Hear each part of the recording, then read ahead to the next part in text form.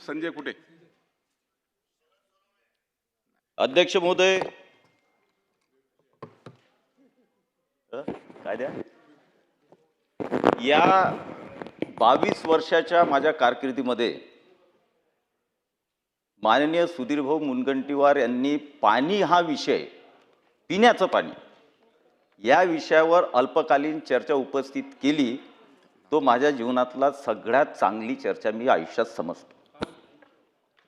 एवढ्या चर्चा सभागृहात झाल्या असतील, प्रत्येक याच्यात सहभाग मी पण घेतला, पण तू पाण्याच्या याच्यावर गंभीरतेनं जी जीवनावश्यक आपल्यासाठी आहे, जल हे जीवन आहे, आपण सगळ्या खूप काही त्याला संकल्पना दिलेल्या आहेत, काही घोषवाक्य दिलेले आहेत, पण त्यावर गंभीरतेनं अजूनही त्या विषयावर आपण गेलो नाही. अध्यक्ष महोदय, आपण पाहतो अध्यक्ष महोदय, मनुष्य प्राणी जे आहे हे घर नसलं तर राहू शकतो का? राहू शकतो. फुटपाथवर किती जण राहतात. घर नसलं तरी वर्षानुवर्ष तो जगू शकतो. रस्ता नसला, वेळ लागेल, त्याची प्रगती जास्त होणार नाही, पण तो मरणार नाही. पण एक लक्षात ठेवा अध्यक्ष महोदय, आपण सगळ्यात महत्वाचं काय असेल जगण्यासाठी? हवा, ऑक्सिजन. ऑक्सिजन गंभीर चर्चेत तुम्ही वाट नका लावून. तुम्ही बोलणारा माझ्यानंतर मला असं वाटतं. फक्त मी तुमचं नाव घेत नाही, महाराष्ट्राला माहीत पडेल की कोणी बोललं, कॉमेंट केली. नाव घेऊन माझ्या सहकार्याचं मी हे करत नाही, बदनामी करत नाही, पण तुझं सिरियसली घ्या. अध्यक्ष महोदय, ऑक्सिजन म्हणजे हवा काही मिनिटं जरी नाही असली, काही मिनिटच ना, तरी मृत्यू होऊ शकतो, होतोच. दुसऱ्या नंबरवर येतं पाणी. 4 दिवस 5 दिवस, एक दिवस, काही दिवस बगर पाण्यापासून मनुष्य जगू शकतो. आणि त्यानंतर अन्न येतं, अन्नापासून महिने जगू शकतो. म्हणून ऑक्सिजन किंवा हवा ही प्रदूषित नसणे, आता पर्यावरणाचा विषय होईल, पण ती एक जीवनावश्यक सगळ्यात महत्वाचं आहे. त्यानंतर 2 नंबरवर जीवन जगण्यासाठी लागत असेल तर पाणी. काही दिवसात जर आपण पाणी पिलो, काही दिवसानंतर मृत्यू होऊ शकतो. अन्नापासून आपण महिना पण काढू शकतो. म्हणून पाण्याचं महत्त्व जे आहे ते फक्त अध्यक्ष पाणी मिळतं आपल्याला प्यायला, आपण जे पाणी पितो म्हणजे आपण खूप चांगलं जीवन जगतो आणि आपल्याला पाणी मिळत आहे. मग ते टीव्हीवर वगैरे येतं की कुठून तरी नदीतून तिथं तो पाणी, घाण पाणी पिऊन राहिला. ते पाणी मिळतं ना प्यायला. विहिरीतून पाणी असतं, खूप नलिकेतून असतं, क्षारयुक्त असतं, प्रदूषणयुक्त असतं, नदीचं पाणी पिलं जातं. आणि जे फार भाग्यवान आहेत, फार भाग्यवान, त्यांना नळाचं पाणी मिळतं. ते सगळ्यात भाग्यवान माणूस की त्याला नळातलं पाणी मिळतं. पण आता नळातलंही पाणी कोणाला कसं मिळतं? कारण मी सुधीर भाऊचे पॉईंट बिलकुलही रिपीट करणार नाही, एकही पॉईंट रिपीट करणार नाही. पाण्याची भीषणता, पाण्याची आजची परिस्थिती, पाण्याची ज्या योजना आहेत त्यांची परिस्थिती काय आहे, पाणी लोकांना कसं मिळतं, टँकर किती लागलेले आहेत, विहिरी किती कोरड्या पडलेल्या आहेत, जलस्रोत किती प्रदूषित झालेले आहेत,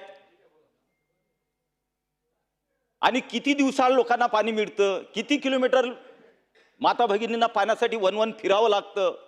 ही सगळी दाहकता जी आहे ही सुधीर भाऊंनी आपल्या भाषणामध्ये मांडलेली आहे. त्यामुळे मी त्याचं विश्लेषण किंवा त्याचा उहापोह करणार नाही. माझा पाण्याबद्दलचा अतिशय भावनात्मक आणि अतिशय जिव्हाळ्याचा विषय माझ्या आयुष्यात राहिलेला आहे. आणि म्हणून पाण्याचं महत्त्व काय हे जर आपण समजू शकलो नाही, आपल्याला महत्त्वाचं काय वाटतं? मी म्हणणार नाही महत्त्वाचं नाहीये, बिल्डिंग बांधणे, रस्ते बांधणे, सुविधा उत्पन्न करणे, उद्योग लावणे, शेवटी हेही महत्वाचं आहे. पण जी शरीरासाठी आणि ज्या मनुष्यासाठी आपण या सुविधा करतो, त्या मनुष्याला जर चांगलं पाणी, आरोग्यदायक पाणी जर मिळत नसेल तर किती सुविधा करा तुम्ही, तो रोगराईनं ग्रस्त राहील, विविध प्रकारच्या आजारांनी ग्रस्त राहील आणि शेवटी मृत्यूला कवटाळणार आहे. अध्यक्ष महोदय, 22 वर्ष झाले महाराष्ट्रामध्ये दरवर्षी एकही चॅनल किंवा एकही पेपर असा नसेल की एक वर्ष असं गेलं की त्या वर्षी न्यूज कोणतीही पाण्याबद्दल उन्हाळ्यामध्ये आली नाही, की कुठं टँकर लागले, कुठं वन फिरावं लागलं, पाण्याची पातळी काय लोट्यानं त्या विहिरीतलं पाणी काढून, असे चित्र असं एकही वर्ष नसेल माझ्या 22 वर्षाच्या कारकिर्दीत. हे चित्र या महाराष्ट्रासमोर निर्माण झालेलं नाही. दरवर्षी हीच परिस्थिती आपण पाहतो. आणि तरीही 22 वर्ष, मी तर माझ्या 22 वर्षातच बोलणार आहे, त्यापूर्वी तर मी बोलणार नाही, पण 22 वर्षात दरवर्षी हे चित्र पाहिल्यानंतरही जर यात सुधारणा होत नसेल, जर हे जीवनावश्यक विषय पाणी जे जगण्यासाठी आणि रोगराईपासून मुक्त राहण्यासाठी अतिशय महत्वाचा विषय, आणि तरी दरवर्षी तेच रडगाणं जर असेल तर मला वाटतं की पुरोगामी महाराष्ट्रामध्ये आपण जे जीवन आहे, जे मनुष्य जीवन आहे, त्याच्याविषयी विचार करत नाहीये. अध्यक्ष महोदय,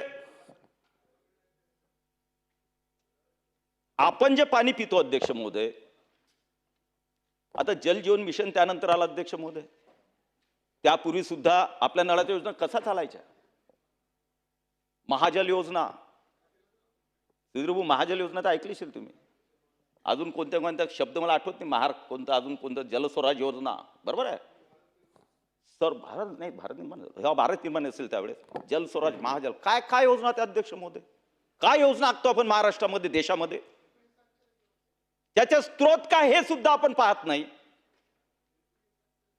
जो आपण कूपनलिकेचा एखादा स्रोत घेत असू, एखादा विहिरीचा स्रोत घेत असू, एखाद्या नदीमध्ये खोली करून तिथला स्रोत घेत असू, ती नदी आटणार आहे का? लहानपणी आम्हाला 12 नद्या दिसायच्या ग्रामीण भागात, आता आहेत 12 नद्या, नाले तरी आहेत का? मग तो स्रोत जो आहे घेताना तो किती दिवस टिकणार आहे, किती दिवस पाणी देणार आहे, कूपनलिकेची परिस्थिती काय आहे, आज जरी पाणी देते तरी त्याची पातळी किती खाली गेलेली आहे, किती दिवस त्यानंतर ती पातळी पुन्हा खाली जाईल, ते शाश्वत पाणी पैसे खर्च केल्यानंतर त्या योजनेत वर्षानुवर्ष ते पाणी देणार आहे का, याचा कधी विचार केला आपण महाराष्ट्रामध्ये? कोणत्या जलस्वराज योजना, भारत निर्माण योजना किंवा महाजल योजना, आज जर त्याचं ऑडिट केलं, आज जर त्या योजना बंद झाल्या आता त्यावेळेसच्या, आज जर त्यांचं ऑडिट केलं, 1% योजना चालू असतील, 1%, आणि बाकी योजना कशामुळे गायब झाल्या? कारण तुम्ही जल पुनर्भरण केलं नाही, तुम्ही स्रोतांचं बळकटीकरण केलं नाही, तुम्ही तशाच फक्त काय, तर त्यावेळेची सिच्युएशन होती की 10 लाखाची, 20 लाखाची, 50 लाखाची योजना, त्याच्यात ग्रामपंचायत करायची, काय व्हायचे नाटकं, काय चालायचं ते काही सांगण्याचा हा फ्लोर पण नाही. आणि त्यामुळे ती योजना वेगवेगळ्या कारणास्तव योजना करायच्या फक्त गावासाठी, पैसा खर्च करायचा, त्याच्यातून काय करायचं ते करायचं आहे, पुढे काही भविष्य असं त्या लोकांचं पिण्याच्या पाण्याचं काही घेणं नाही, अशा मानसिकतेमध्ये त्या योजना झाल्या, फेल झाल्या योजना. भारत निर्वाह आपली ही आता जल जीवन मिशन योजना आली अध्यक्ष महोदय महाराष्ट्रामध्ये, माननीय पंतप्रधान मोदीजींनी अतिशय विचारपूर्वक, कारण शेवटी हा काही गरिबांना कोणतं पाणी, श्रीमंतांना कोण काही वेगळं पाणी द्यायचं, म्हणजे श्रीमंतांनी 500 रुपयाची लिटरची, आज तर सुधीर तुम्ही 500 रुपयाचा, आज तेव्हा म्हणता पुढे, आता 500 रुपयाचं पाणी पिलं जातं ना, 1000 रुपयाची 1 लिटरची बाटली आता आलेली आहे, बॉटल आहेत, पण ते काचेच्या ह्याच्यात आहेत, मिनरल वॉटर, प्युअर फाउंटन, आपलं काय म्हणतात त्याला, पहाडातलं एकदम ते ताजं वॉटर. ह्या वेगवेगळ्या संकल्पना आहेत. अल्कलाईन वॉटर, वेगवेगळे कन्सेप्ट आलेले आहेत. पण ते श्रीमंतांसाठी आहेत. ते श्रीमंतांसाठी आहेत. त्यांचे पैसे खर्च करू शकतात. त्या पाण्यामध्ये जीवनावश्यक कोणते घटक असावेत, कोणते असू नये, त्याचं प्रमाण किती असावं, किती असू नये, ते शरीरासाठी पोषक तत्व त्याच्यात आहेत की नाही, हे सगळं चेक करून, आणि काचेच्या बॉटलमध्ये मधून 1000, 500, 2 हजाराच्या बॉटल हे श्रीमंत लोक पिऊ शकतात.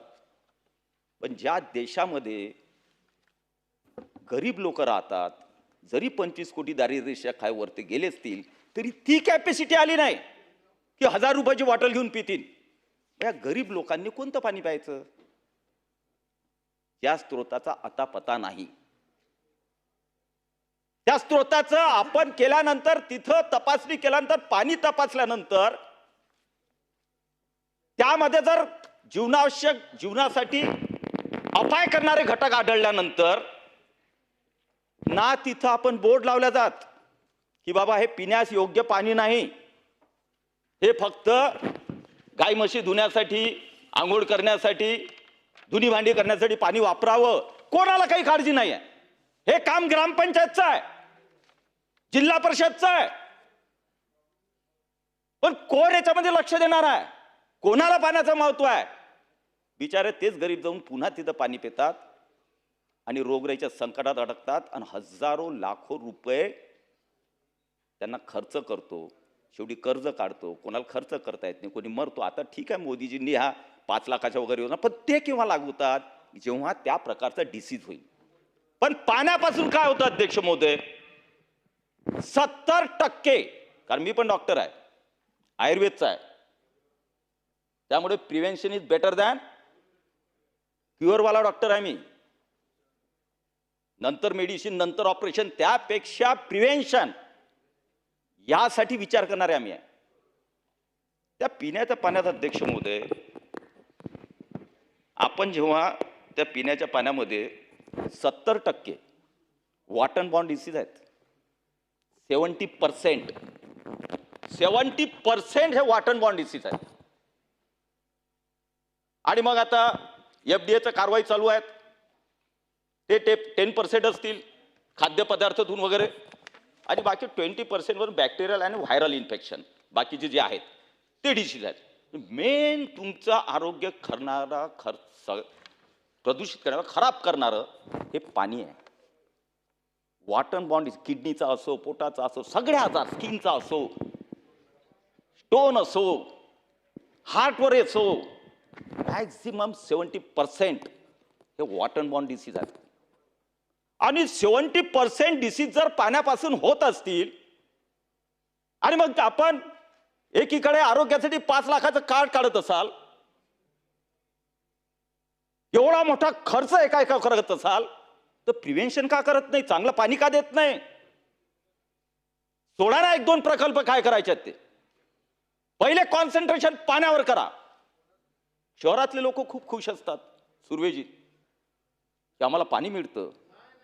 मुंबईमध्ये, नागपूरमध्ये, नाशिकमध्ये, अरे कमीत कमी तुम्ही तकदीरवाल्या की तुम्हाला रोज पाणी मिळतं. रोज मिळतं तुमच्याकडे, रोज मिळतं. आता मी मुंबईतच राहतो ना तयार, रोज मिळतं. पण ते कोणतं पाणी मिळतंय माहिती आहे? बरं ठीक आहे, काही टॉपच्या लोकांमध्ये मिळत असेल, पण एक आहे की शहरामध्ये पाण्याचं ग्रामीणच्या पेक्षा मुबलकता असते. त्यामुळे तुम्ही खुश राहता. वा वा वा वा, आपला तर ग्रामीण भागात 15 दिवसानंतर, 8 दिवसानंतर, 1 महिन्यानंतर, नाही तर टँकर, नाही तर त्याच्यावर घेऊन 2-2 किलोमीटर, ही परिस्थिती अजूनही राहिली महाराष्ट्रामध्ये. आणि तरी शहरी तुम्ही राहता, शहरामध्ये काय अवेअरनेस आहे तुमच्यामध्ये? काय जागृती आहे तुमच्यामध्ये? कोणतं पाणी पिता तुम्ही?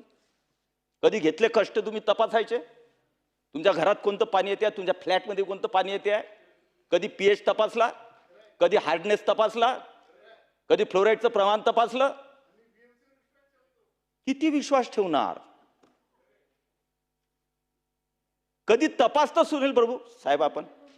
आपल्या घरामध्ये जे बीएमसीचं पाणी येतं, नागपूरमध्ये नागपूर एनएमसीचं पाणी येत असेल, नाशिकमध्ये असेल, शहरांमध्ये पाणी तपासतो आपण. काय अवेअरनेस आहे आपल्यामध्ये सांगा? जनतेत तरी अवेअरनेस आहे का? का नाही अवेअरनेस जनतेमध्ये? पाणी मिळतात तेवढंच सुख येते, खुश आहेत शहरामध्ये, पण ग्रामीणमध्ये तर पाणीच मिळत नाही. तर शुद्धता, त्याची क्वालिटी, ते कसं आहे याचा तर विषयच येऊ शकत नाही डोक्यामध्ये. हा विचार कोण करणार अध्यक्ष महोदय? कधीतरी याचा विचार, सर्वसमावेशक विचार केला पाहिजे महाराष्ट्रात. पुरोगामी महाराष्ट्र आहे. आपण जगाला पर्यटनासाठी जातो, फिरायसाठी जातो, अभ्यास करण्यासाठी जातो. सुधीर भाऊनी म्हटले की आता मंत्र्यांना मी परमिशन काढून देणार. भाऊ काही आवश्यकता नाही आहे.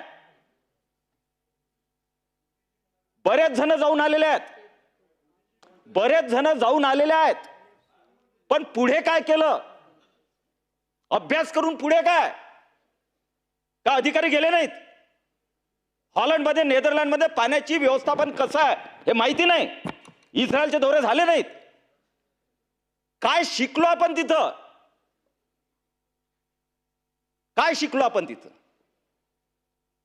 म्हणून मी 2-3 गोष्टी फक्त सांगणार आहेत, कारण आज वेळ द्यायचा सांग 2 तासही चांगलं सांगू शकतो, पण माझी इच्छा आहे. परंतु मी तेच, तुमचं बोलणं फार आवश्यक आहे, त्याच्यामुळे मी जास्त बोलणार नाही.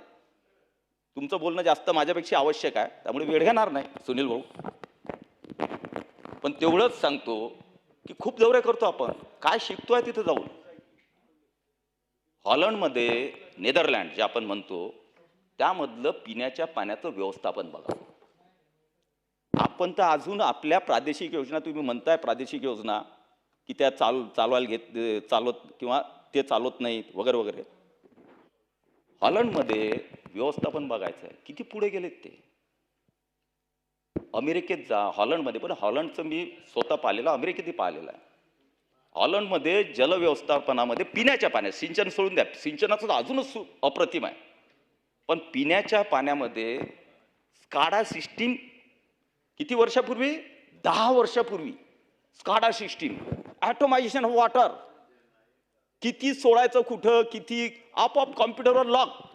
आणि लॅबॉरेटरीमध्ये एक पाण्याचा घटक हा तपासला जातो. एक घटक, पीएच किती, हार्डनेस किती, क्लोराईडचं प्रमाण किती, काय मेटल्स, रसायनं सगळे तपासले जातात. आणि मग ते पाणी, ते काय, त्या फ्लोरिडामध्ये तर डिबेट होते सुधीरभाऊ फ्लोराईडवर, की जनतेमध्ये डिबेट होते, जनतेत, की या फ्लोराईडचं प्रमाण फ्लोरिडा सिटीमध्ये किती असावं शरीरासाठी आवश्यक. मग त्यात डॉक्टर असतील, सायंटिस्ट पार्टिसिपेट होतात आणि सर्वानुमते काढल्या जाते की फ्लोराईडचं एवढं प्रमाण आपल्या जीवनासाठी आवश्यक आहे, ते प्रमाण त्या एका सिटीमध्ये केलं जातं. हा अवेअरनेस आहे मुंबईत. कोणते घटक त्याच्यामध्ये आहेत, त्याच्यात तुमच्या शरीरावर काय हड्ड्यात ठिसूळ होतात, नंतर बोलतो आपण, पाय चालता येत नाही, हे होत नाही, हड्डी चालते, ठोकते, कशामुळे होते हे कधी विचार केला? कधीच विचार करत नाही. आणि माझा 2 फक्त विषय शेवटचे सांगणार. सुनील भाऊला घाई झालेलं भाषण करायचे, घरी जायचे, 2च विषय सांगणार आहे. तुम्ही स्त्रोत बळकटीकरण आता किती करणार? तुम्ही स्त्रोत बळकटीकरण किती हजार योजना आहेत महाराष्ट्रात, सिंगल योजना किती आहेत? 43,000, 53,000, 50,000, 50,000 योजनांचं स्त्रोत बळकटीकरण. मजाकची गोष्ट वाटते का सुधीर भाऊ? पैसे किती लागतात बरं? ते स्त्रोत बळकटीकरण करायचं म्हटलं तर स्त्रोतामध्ये पाणी तर पाहिजे की नाही, ते शुद्ध तर पाहिजे की नाही. तिथं क्षार आहेत, त्याचं काय करणार? त्या योजना चालवणार कशा? येणार त्यासाठी इलेक्ट्रिसिटी किती लागतं? ग्रामपंचायत भरणार का तुम्ही भरणार? काय करणार आहे? याची पॉलिसी केली का तयार तुम्ही? आणि स्त्रोत बळकटीकरण करणार, पण त्या स्त्रोतात पाणी तर असायला पाहिजे ना. आणि म्हणून माझी पहिली सूचना सुधीर भाऊ, तुमच्या सूचनांच्या व्यतिरिक्त, सुधीर भाऊंनी ज्या सूचना दिल्या व्यतिरिक्त 2 सूचना, एक सूचना आणि एक मॉडेल मांडणार बस. हे सूचना आहे की पाणी हा पिण्याचं प्रदूषित किंवा चांगलं पिणे फक्त तुमचं काम नाही आहे. पाणी पुरवठा याच्यासाठी जलसंपदाही तेवढं जबाबदार आहे, सोबत असलं पाहिजे. MACB सोबत असली पाहिजे, पर्यावरण खातं सोबत असलं पाहिजे, जलसंधारण खातं सोबत असलं पाहिजे. हे सगळे जे 4-5 डिपार्टमेंट आहे, हे एकत्रितपणे जर विचार केला तरच भविष्यात जीवन जगणे हे सगळ्यांसाठी चांगलं राहणार आहे आणि आरोग्यावरचा खर्च हा लोकांचा 70% कमी होणार आहे. पण हे 4 डिपार्टमेंट बसतील कधी? मी मागच्या 2 भाषणामध्ये उल्लेख केला, अजूनही त्याच्यावर तो कोणी विचारही करत नाही की आपण 4-5 जण काहीतरी पॉलिसी ठरवूया महाराष्ट्राची, काय करायचं. एक सांगतो उदाहरण, तुम्ही कूपनलिकेद्वारे, विहिरीद्वारे, याच्याद्वारे पाणी, काय किती वर्ष जगवणार आहेत लोकांना आणि किती वर्ष मारणार आहे लोकांना. तुम्ही कधी विचार केला की सरफेस ड्रिंकिंग वॉटर हा जसा शहर आहे ना, मुंबईसाठी आपण नवं धरण बांधतो, मीरा भाईंदरसाठी नवं धरण बांधतो, ठाण्यासाठी नवीन धरण बांधतो, वसई विरारसाठी एक नवीन धरण करतो, त्या खेड्यातल्या लोकांसाठी कधी धरण करणार आहे का पिण्याच्या पाण्याचं? कधी करणार आहे तुम्ही? कधी विचार केला? शहरातल्या लोकांसाठी बिलकुल नाही, बांधायलाच पाहिजे, करायलाच पाहिजे. पण तिथं तुम्ही करता, महानगरपालिकेवर पैसा, शासन पैसा देतं, ग्रामीण भागामध्ये त्या मतदारसंघात त्या जिल्ह्याचा विचार केला का? की बाबा आता एक अकोला जिल्हा आहे, एक वाशिम जिल्हा आहे, बुलढाणा, यवतमाळ या जिल्ह्यांचा विचार, नागपूर आहे, एका जिल्ह्याचा विचार घेऊन ग्रामीण भागाचा, की त्या भागामध्ये किती पाणी पुरवठ्याच्या योजना आहेत, त्या भागामध्ये आपल्याला दर डोई दर माणूस किती पाणी द्यावं लागतं, त्या हिशोबानं रोजचं पाणी किती द्यावं लागेल, महिन्याचं किती त्या जिल्ह्यामध्ये जावं लागेल, वर्षाचं किती द्यावं लागेल, आणि त्यासाठी 1 किंवा 2 साईट पाहून, 3 साईट पाहून, कोणत्या साईट पाहून, 2-3 साईट पाहून तिथं जर आपण धरण केले तर त्या धरणातून सरफेस ड्रिंकिंग वॉटर हा जो अधिकार आहे ग्रामीण भागातल्या लोकांचा सुद्धा, बांधा ना. का नाही बांधत? शहरासाठी बांधता तुम्ही, ग्रामीण भागात पाप केलेला तिकडे लोकांनी, का नाही बांधू शकत? तुम्ही ग्रामीण भागासाठी सुद्धा धरणाची निर्मिती फक्त पिण्याच्या पाण्यासाठी करा, त्याच्यावर सिंचन नाही, त्याच्यावर उद्योग नाही, काही नाही, no reservation, only for drinking water. एक जिल्ह्यामध्ये 1-2 तर बांधा की त्या धरणाचं सरफेस ड्रिंकिंग वॉटर प्रत्येक गावाला तिथून आपल्याला देता येईल. कधी विचार केला पर्यावरणाचं काय महत्व आहे, कसे प्रदूषित होतात, स्रोत कसे होतात, नद्या कशा होतात, हे कसे होतात? फक्त पर्यावरण खातं पाहते, पाणी पुरवठा फक्त टेंडर काढायचे, योजना लावायचे. अरे थांबा 10 मिनिट जरा. बोला बोला बोला बोला बोला बोला. कधीतरी हा विषय आला का बद्दल?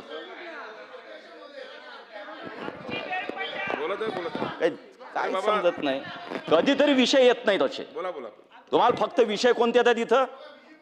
बरेच नाव आले म्हणून. अध्यक्ष महोदय, हे स्त्रोत जे आहेत, धरण जे आहेत ग्रामीण भागात, कमीत कमी त्याच्यावर एक प्लॅन तयार केला पाहिजे. 3-4 प्रमाणे तुमच्यात जेवढी ताकद क्षमता असेल या चर्चेचा उपयोग घ्या. मला वाटते की चर्चेचा आधार घेऊन काही आमदारांना, अजून माझ्या आमदारांना विनंती आहे की बा ग्रामीण भागातल्या आमदारांना माझी मनापासून हात जोडून विनंती आहे. मी तुम्हाला फक्त एक माझ्या मतदारसंघ उदाहरण, मी मोठा माणूस नाही आहे किंवा मी खूप मोठं काम केलं हा माझा दाखवण्याचा उद्देश नाही आहे. पण आपण गंभीर जर असो, लोकप्रतिनिधी सुद्धा, मी म्हणत नाही कोणी गंभीर नाही आहे, परंतु प्रत्येकाची एक काम करण्याची पद्धत किंवा ह्या गोष्टी होतात, किंवा तिथल्या भौतिक परिस्थिती, तिथल्या भौगोलिक रचना आणि सगळे संसाधनं पाहून कदाचित ते कमी जास्त होत असेल. परंतु प्रत्येक आमदारानं काही ना काही विचार आणि या गोष्टीसाठी भांडणे सुरू करा. तुम्ही नका आणू उद्योग, काही होणार नाही. ग्रामीण भागातला मुंबईत येऊन करेल, नाशिकमध्ये एखाद्या वेळेस करेल, इंग्लंडमध्ये जाईल, चायनामध्ये जाईल, जर्मनीत जाईल, पण त्या ग्रामीण भागातलं आरोग्य चांगलं, पिण्याचं पाणी प्रायोरिटीमध्ये का नाही करता येणार आपल्याला? माझ्या मतदारसंघात एक उदाहरण देतो. मी खूप काही केलं, मी खूप मोठेपणा सांगतोय असा माझा बिलकुलही उद्देश समजू नये. 2007-8 मध्ये मतदारसंघामध्ये किडनीचे पेशंट एका गावात निघाले. 200 पेशंट एकाच गावात, CRF मध्ये, क्रोनिक रिनियल फेल्युअर. त्याचा आम्ही अभ्यास केला, काही शास्त्रज्ञ आले, काही आपले डॉक्टर्स, अभ्यास केला. क्षार पाण्याचा पट्टा आहे, त्यामुळे पाण्यापासून किडन्या फेल झाल्या हे सर्वानुमते डिक्लेअर झालं. अध्यक्ष महोदय, पूर्ण एक टर्म 5 वर्ष ना मी इंडस्ट्री बघितली आणायच्या, ना रस्त्यांकडे लक्ष दिलं, कोणत्याच ना पर्यटन नाही, कुठंच नाही. 5 वर्ष फक्त पिण्याचा पाणी डोक्यामध्ये ठेवून खूप तकलीफ झाल्या. किती अधिकारी कसे वागतात. माझी योजना जेव्हा तत्वता मान्यता होते, 140 गावाला पाणी पुरवठा योजना आणि 3 नगर परिषद, बाकी सगळे वाड्या वस्ती सहित एका धरणावरून सरफेस ड्रिंकिंग वॉटर, की आता जर जमिनीतलं एक क्षाराचं पाणी दिलं 500 पेशंट मेले होते, 500 डेथ झाल्या. एवढा सिरियस असल्यानंतरही गव्हर्नमेंट कसं चालतं? गव्हर्नमेंटची हे बघा, मंत्री संवेदन होते तेव्हाही कोणाचं सरकार होतं काही नाही, विरोधी पक्षाचा होतो मी काय सत्तारूढ कोणा काही नाही, पण मंत्री सुद्धा संवेदन, आमदारही संवेदनशील असतात, पण अधिकारी कसे गेम खेळतात? तत्वता मान्यता झालेली 140 गाव पाणी पुरवठा योजना, एक सेक्रेटरी पाणी पुरवठ्याचा येतो आणि तेव्हा मस्तपैकी मी त्याच्या जीटीला त्याच्या कॅबिनमध्ये जातो, ब्रेडच्या अंदरमध्ये काय असतात ते आपलं ते सँडविच म्हणतात ते खात असतो. मी त्याला म्हणतो की साहेब ती माझी तत्वता मान्यता झालेली आहे, 500 लोक मेलेले आहेत, त्यामुळे योजनेला मान्यता द्या. जीवनमरणाचा लोकांचा प्रश्न आहे, अधिकारी कसे वागतात हे बघा, म्हणून हे होत नाही. त्या अधिकाऱ्याने काय करावं? अरे वो तो संजय वो आमदार साहब वो तो कचरे में फेंकने लायक योजना है, मैंने फेंक दिया कचरे में. ज्या गोष्टीच्या मागे 3 वर्ष अभ्यास करून मी भिडलो, ती एका मिनिटामध्ये कचऱ्यात फेकून देण्यासारखी योजना झाली, सरफेस ड्रिंकिंग वॉटरची. तेव्हा माणुसकी पण विसरतो, कितीही संवेदन शांत संयमी असला तरी मग विसरतो. मी त्यांना एकच म्हटलं, 500 डेथ झाल्या और एक आदमी मरेगा, मैं यहाँ से 7 मंजिले से फेक दूंगा. घंट्या वाजून सगळे हे ते समजाही झाले वगैरे, पण त्यानंतर पॉझिटिव्ह अधिकारी पण असतात. आता नाव घ्यायचं म्हटलं मी नाव घेऊ शकतो, पण उगीच नको. पॉझिटिव्ह अधिकारी पण चांगले असतात, ते आता चांगले कामं अजूनही करतायत. राजेश कुमार मीना आपले मुख्य सचिव होते, त्यांनी शेवटच्या देशामध्ये माझी मंजूर करून दिली. त्याच्या पहिले मोपलवार होते, बऱ्याचशा लोकांनी मदत केली ना, आपले मंत्री सगळ्यांनी मदत केली. कारण 500 लोकांचे डेथ आणि तेही विथ प्रूव्ह. सगळ्या गावांमध्ये सर्वेक्षण करून, आरोग्य खात्यानं सर्वेक्षण करून, रिपोर्ट करून की हे पाण्यामुळे डेथ झाली CRFची, हे प्रूव्ह केल्यानंतर यांना घाम सुटला. योजना मंजूर झाल्या अध्यक्ष महोदय. आज काय परिस्थिती आहे? आज मतदारसंघामध्ये एकही गाव वाडी वस्ती नाही की जिथं पाणी नाही आहे. आणि मी मोठेपणा नाही सांगत, प्युअर ड्रिंकिंग वॉटर कसं म्हणतात, लॅबॉरेटरी आहे, त्या लॅबॉरेटरीमध्ये चेक केलं जातं कोणतं प्रमाण किती करायचं. स्काडा सिस्टीम जी मी हॉलंडमध्ये पाहिली होती, ती स्काडा सिस्टीम फर्स्ट टाइम ग्रामीण भागात माझ्या मतदारसंघात लागली. आज कोणत्या टाकीला किती पाणी द्यायचं ऑटोमॅटिक सगळं जे आहे कॉम्प्युटराइज सिस्टीमवर क्लोज आणि स्टार्ट होतं. आज मतदारसंघामध्ये पण दुःख या गोष्टीचं आहे की पाणी तर आलं, मुबलकता आहे, आणि जिथं मुबलकता येते तिथं पाण्याची पुन्हा लोकांना काहीही राहत नाही. आज त्याच मतदारसंघात जिथं मुबलक पाणी स्वच्छ पाणी मिळतं, त्याच मतदारसंघामध्ये अध्यक्ष महोदय जेव्हा वेदना होतात की त्या गावांमध्ये आपण जातो आणि गावामध्ये जात असताना पाणी आलेलं असते आणि पाण्याला त्या नळ जेव्हा तो काढलेला घरासमोर त्याला तोटी नसते आणि नालीला पाणी वाहत जाते. एवढं चांगलं पाणी जे लोकांना थेंब थेंब पाण्यासाठी तरसावं लागतं, मतदारसंघात माझ्या नदीत या नाल्यानं पाणी वाहत. कितीतरी गावामध्ये मी प्रबोधनाचं काम केलं, जाऊन बसलो, लोकांना समजावलं. 100-150 महिना द्यावा लागतो पाणी पुरवठा योजना चालवायची आहे तर चांगल्या प्रकारे पिढ्यानपिढ्यासाठी, तेही द्यायला तयार नसतात. पाण्याची नासाडी होते, डोळ्यांनी पाहावी लागते. 8-10 गावचे जेव्हा आमदारकीचा विचार केला नाही, लोकांना एकच सांगितलं, पाणी जर हे होत नसेल, तुम्ही वाचत नसाल, वाया गमत असाल तर पाणी कट करेल. अधिकारी म्हणू शकतात, आमदार नाही म्हणू शकत, पण ती ताकद दाखवली. पाण्याचे गाव कट केले, तरीही अजून काही गावांमध्ये नळाला तोट्याच नाही, लाखो लिटर पाणी वाहून जातं. हे दुर्दैव आणि दुःख आहे. ज्या पाण्यासाठी आपण तळमळतो तेच पाणी लोकांना वायारती जातं. आणि म्हणून माझ्या शेवटी फक्त एकच सांगणार आहे, माझ्या या सभागृहाच्या माध्यमातून माझ्या मतदारसंघातील जनतेचा पाया पडून माझी विनंती आहे की बाबांनो, एक थेंब सुद्धा मतदारसंघातलं पाणी वाया गमावू नका, त्याची काळजी घ्या. जय हिंद, जय महाराष्ट्र.